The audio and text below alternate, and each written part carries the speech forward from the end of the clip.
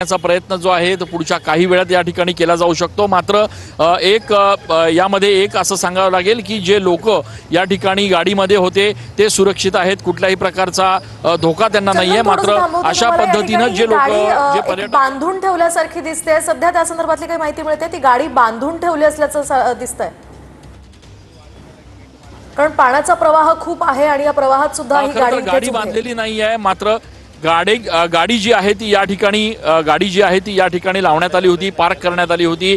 मात्र पाण्याचा प्रवाह जो आहे तो अचानकपणे एवढ्या मोठ्या प्रमाणात वाढला की या ठिकाणी या गाडीमधले जे कोणी लोक होते ते गाडीतनं बाहेर पडले आणि पटकन ते या ठिकाणून बाजूला गेले। मात्र तरी देखील जी गाडी आहे ती या ठिकाणी पाण्याच्या मध्यभागी सापडलेली आहे। पाण्याचा प्रवाह वाढतो आहे आणि दुसरीकडे पावसाचा जोर सुद्धा कुठेतरी वाढतोय। त्याच्यामुळे जर आणखी पावसाचा जोर या ठिकाणी वाढला आणि पाण्याची पातळी जरी वाढली तरी निश्चितपणे या ठिकाणी ही गाडी जी आहे ती वाहून जाण्याचा धोका जो आहे तो या ठिकाणी आपण बघतोय की या ठिकाणी रेस्क्यू साठी काही लोक गाडीचे मालक आपल्या सोबत आहेत। तुम्ही त्यांना आताच प्रश्न विचारला, पुन्हा एकदा त्यांच्याकडून जाणून घेऊयात नेमकं काय घडलं, म्हणजे कशा प्रकारे हा नदीचा प्रवाह वाढला त्यांच्याकडून आपण जाणून घेऊयात। निश्चितपणे आपण जाणून घेऊयात त्यांच्याकडनं की नेमका हा पाण्याचा प्रवाह कसा वाढला। मात्र आपण बघतोय की दृश्यांमध्ये रेस्क्यूसाठी या ठिकाणी एक मोठा दोरखंड जो आहे तो आणण्यात आलेला आहे आणि या दोरखंडाच्या सहाय्यानं आता गाडीला बाहेर काढण्याचा प्रयत्न जो आहे तो देखील केला जाऊ शकतो।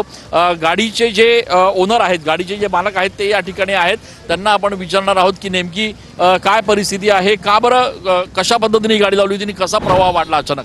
मी असंच लावून दिली होती गाडी, अशीच लावली होती, म्हणजे काही त्याचं काही नाही होता, म्हणजे अशी लावली मी गाडी। पण सकाळी येऊन पाहिलं ते असं दिसत होतं मला। आता काय पाणीचा प्रवाह तर जास्त वाढलाय, आता जेव्हा सांभाळ तेव्हा गाडी काढून घेऊ। आपण बघतोय की या ठिकाणी रेस्क्यू ऑपरेशन सुद्धा सुरू झालेलं आहे।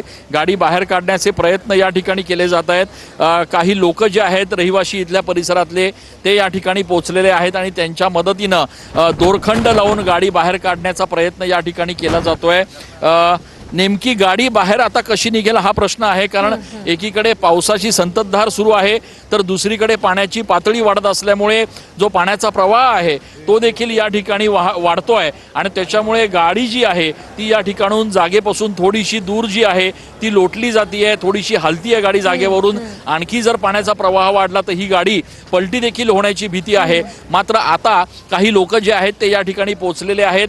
एक दोरखंड लांब आणण्यात आलेला आहे आणि या दोरखंडाच्या माध्यमातून ही गाडी बाहेर काढता येते का याचा प्रयत्न खरं तर केला जाणार आहे। मात्र आपण बघितलं की